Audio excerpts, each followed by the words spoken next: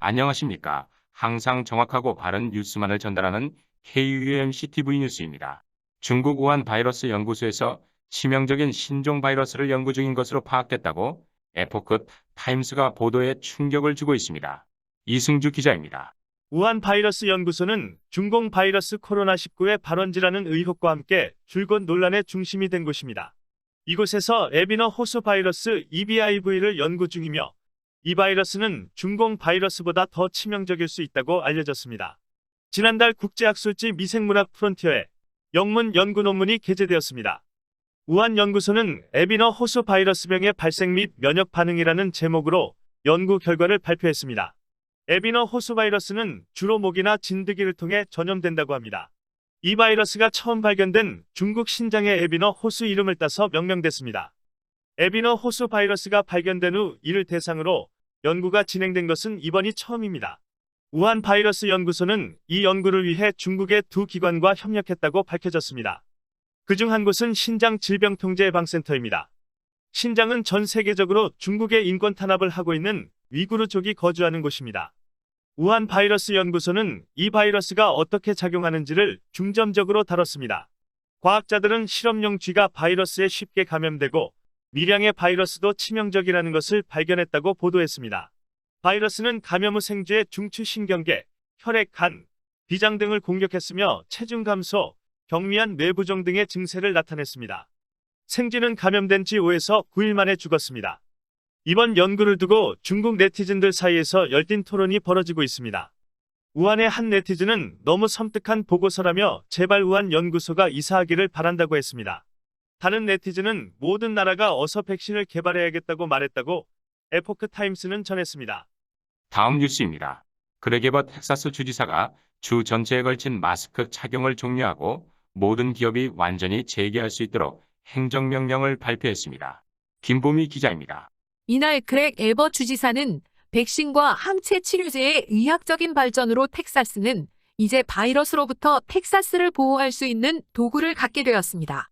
우리는 이제 텍사스를 100% 개방함으로써 텍사스의 생계와 정상의 회복을 위해 더 많은 일을 해야 합니다라고 그렉 에벗 주지사가 몬텔롱고 식당에서 열린 러벅 상공회의소 연설에서 말했습니다. 더불어 코비드-19는 사라지지 않았지만 복구, 예방접종, 입원 감소, 텍사스 주의 의무 사항이 더 이상 필요하지 않다는 것은 분명한 사실입니다. 오늘 발표는 텍사스가 지난 1년 동안 터득한 안전관행을 저버리지 않습니다. 대신 그것은 각 개인이 자신의 개인적인 안전과 다른 사람들의 안전을 위해 해야 할 역할이 있다는 것을 상기시켜줍니다. 이번 행정명령으로 우리는 텍사스의 모든 기업과 가족들이 자신의 운명을 결정할 수 있는 자유를 보장하고 있습니다라고 공화당은 덧붙였습니다. 에보트는 2020년 7월 10세 미만은 예외로 하고 대부분의 카운티의 공공공간에서 마스크를 착용하도록 하는 명령에 서명했습니다. 공개적으로 얼굴을 가리는 것이 코비드-19 확산을 늦추는 가장 효과적인 방법 중 하나로 입증되었습니다라고 당시 그가 말했습니다. 텍사스는 거의 2,900만 명의 거주자를 가진 미국에서 가장 인구가 많은 주 중 하나입니다. 에보트는 화요일 거의 250만 명의 텍사스인들이 코로나19에서 회복된 것으로 실험실 테스트를 통해 확인되었다고 말했으며 보건당국은 실제 회복된 사람의 수는 공식적으로 양성 반응을 보였다가 회복된 사람의 사에서 5배라고 말했습니다. 수학적으로 이것이 의미하는 바는 약 1,000만 명의 텍사스 사람들이 코비드에서 회복되었고 그 이상을 극복할 수 있는 입증된 능력을 가지고 있다는 것입니다라고 그는 말했습니다. 또한 주에서는 570만 명 이상의 코로나19 백신이 접종되었으며 가까운 미래에 존슨앤존슨의 백신을 통해 사용 가능한 많은 사람의 수가 증가할 것으로 예상됩니다. 이러한 모든 발전과 사건들은 괄목할 만한 개선으로 이어졌습니다. 이번 건수가 4개월 만에 가장 적습니다. 양성 코비드 환자 수는 11월 이후 가장 적으며 불과 한 달 전에 절반에도 미치지 못합니다. 즉, 코로나 바이러스에 감염되는 것보다 훨씬 더 많은 텍사스 사람들이 코로나에서 회복하고 있다는 뜻입니다. 또한 오늘은 4개월 만에 가장 낮은 긍정일입니다라고 그가 업복 지역에서 말했습니다. 에보트의 새로운 명령에 따르면 텍사스의 22개 병원 지역 중 어느 지역에 코비드-19 입원 수가 7일 연속으로 해당 지역의 15% 이상 증가하면 카운티 판사는 이 상황을 해결하기 위해 다른 전략을 사용할 수 있습니다. 텍사스는 코비드-19 환자, 입원 사망자의 수가 전국적으로 감소함에 따라 점점 더 많은 주들 중 하나입니다. 하지만 연방질병통제 및 예방센터장인 루셸 왈렌스키 박사는 월요일 주들이 규제를 철회하는 것을 걱정한다고 말했습니다. 왈렌스키 박사는 제 말을 똑똑히 들으세요. 이런 수준의 경우 변종이 확산되면서 우리는 어렵게 얻은 기반을 완전히 상실하게 됩니다. 이러한 변종들은 우리 국민들과 우리의 진보에 매우 실질적인 위협입니다. 지금은 확산을 막을 수 있는 중요한 안전장치를 풀 때가 아닙니다. 우리가 그렇게 가까이 있을 때가 아닙니다라고 그녀가 말했습니다. 다음 뉴스입니다. CNN 방송은 아웃프론트의 수요일 방송에서 백악관 최고 의료보좌관인 닥터 앤서니 파우치는 플로리다 주보다 코로나 바이러스 사망률이 훨씬 더 낮은 주들에 대한 질문에 대해 론 드샌티스 플로리다 주지사가 옳은 일을 했지만 드샌티스가 동의하지 않는 일을 했다고 주장했습니다. 이명희 기자입니다. 파우치가 좀 더 세부적인 것에 대해 요구해 그는 말했습니다. 지역 수준에서 사람들에 의해 저 아래에서 행해진 몇몇 일들은 실제로 효과가 있었습니다. 사회자인 에린 버넷은 파우치 박사에 대한 질문에서 플로리다에서는 아시다시피 론 드샌티스 주지사가 마스크 착용 명령이나 학교 폐쇄 같은 것에 대해 오랫동안 반대했습니다. 하지만 플로리다에 대해 상당한 흥미로운 점은 제가 여러분께 이것에 대해 말씀드릴 기회를 드리고자 하는 것입니다. 왜냐하면 플로리다는 바이러스로 인한 1인당 사망률에서 27위를 차지하기 때문입니다. 분명히 문을 닫았고 그러한 모든 권한을 가지고 있는 몇몇 주들은 뉴욕, 미시간, 매사추세츠, 캘리포니아 등 모두 사망률이 더 높습니다. 이 일을 돌이켜보면 드산티스가 뭔가 제대로 한 게 아닐까 하는 생각이 드십니까? 이 질문에 파우치가 대답했습니다. 글쎄요, 분명히 그랬을 거예요. 플로리다 주지사가 모든 것을 잘못했다고 말하는 것은 공평하지 않을 것 같습니다. 전혀 그렇지 않습니다. 제가 동의하지 않은 어떤 일들이 있었고 그것은 저만의 개인적인 것이 아니었습니다. 바로 이겁니다. 의료 종사자라면 누구나 다 보셨겠죠? 하지만 저는 그가 모든 것을 잘못했다고 말하는 것은 불공평하다고 생각합니다. 다시 에린 버넷이 물었습니다. 플로리다를 볼 때 주지사의 행동이 맞았다고 생각하는 것들이 있나요? 파우치는 이렇게 대답했습니다. 글쎄요, 아시다시피 에린 씨, 우리는 지난 행정부 동안 마이애미와 다디 카운티의 시장들과 매주 대화를 나누었습니다. 그리고 그 해당 지역 수준에 맞게 사람들에 의해 행해진 몇몇 일들은 실제로 효과가 있었습니다. 제 말은 그들은 매우 조심스러웠어요.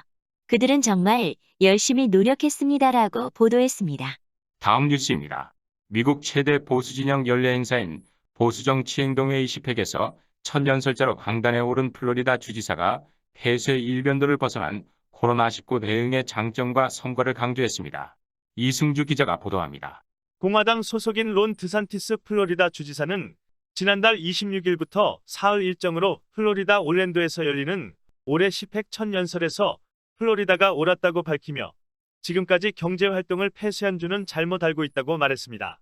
각 주의 상당한 수준의 독립성을 인정하는 미국에서는 주정부마다 팬데믹 대처에서도 적잖은 차이를 보입니다. 플로리다는 폐쇄 대신 개방을 선택한 대표적인 주입니다. 드산티스 주지사와 주보건부는 작년 하반기부터 폐쇄를 해제하고 평소와 같은 경제활동을 장려하고 있습니다. 엄격한 폐쇄 정책은 캘리포니아가 대표적입니다. 그 외 미시간, 펜실베이니아 등 민주당 지역은 엄격한 폐쇄 정책을 유지하고 있습니다. 플로리다는 최근 캘리포니아 등 폐쇄가 철저한 지역에서 유입되는 인구가 늘고 있습니다.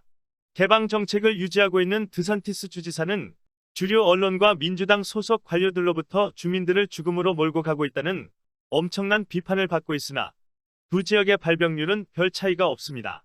지난 여름부터 온갖 폐쇄 조치를 취한 캘리포니아는 인구 10만 명당 약 8,900명이지만 그러나 온갖 행정명령을 통해 규제를 풀어버린 플로리다는 10만 명당 8,700명으로 비슷하거나 오히려 약간 낮습니다.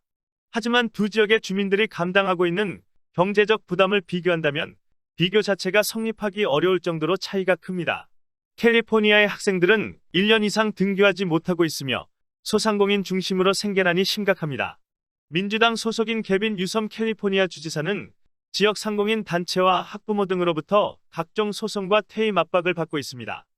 캘리포니아는 폐쇄 조치 강화 이후 오히려 감염자가 급증한 점도 주민들이 반발하는 원인이 되고 있습니다. 반면 플로리다는 마스크 착용이 의무화되지 않았으며 학생들은 작년 8월부터 주 5일 등교해 정상적으로 수업을 받고 있습니다. 경제활동도 대부분 느슨한 방역수칙 준수하에 허용되고 있습니다. 이날 연설에서 드산티스 주지사는 플로리다주의 모든 학교가 등교 수업을 시작했다면서 모든 사람은 정상적으로 활동할 권리가 있다고 말했습니다. 한편 이날 트럼프 대통령의 후임에 관한 공화당에서의 포스트 트럼프 논의가 뜨겁습니다. 그중 대표 주자가 드산티스 플로리다 주지사입니다. 트럼프 전 대통령의 재출마를 기대하는 공화당원도 많지만 그가 재출마하지 않는다는 가정하에 드산티스 플로리다 주지사를 잠재적 선두주자로 평가하는 사람도 많습니다. 만약 트럼프가 재출마한다면 플로리다 드산티스가 당내 최대 대항마가 되리라는 점에 당내 다수가 동의하고 있습니다. 드산티스 주지사는 정치적으로도 과거 좌파에 물러서는 공화당을 비판하며 보수적 가치에 굳건한 수호자를 자처하고 있습니다. 그는 이날 연설에서 좌파가 상향등을 켜고 쫓아오면 강하게 버티겠는가 아니면 길을 내주겠는가라며 유약한 공화당의 이전 실패를 반복하지 않겠다고 말했습니다. 덧붙여 우리는 열린 국경을 거부하고 미국의 주권과 미국의 근로자를 대변한다. 값싼 외국인 노동자와 불법 이민 허용은 모래 위에 집을 짓는 것과 같다는 말로 강력한 경제 재건과 미국 우선주의에 대한 의지를 나타냈습니다. 다음 뉴스입니다. 트럼프 대통령의 탄핵에 가장 앞장섰고 공화당의 배신자로 명성을 올린 공화당 상원 대표인 미치 매코넬의 중국 부인인 엘레인 차오 전 교통부 장관이 가족과 사업 활동에 도움을 준 혐의를 받고 있습니다. 미치 매코넬의 정치 생활에 큰 지장을 초래할 것이라는 의견이 많습니다. 김보미 기자입니다.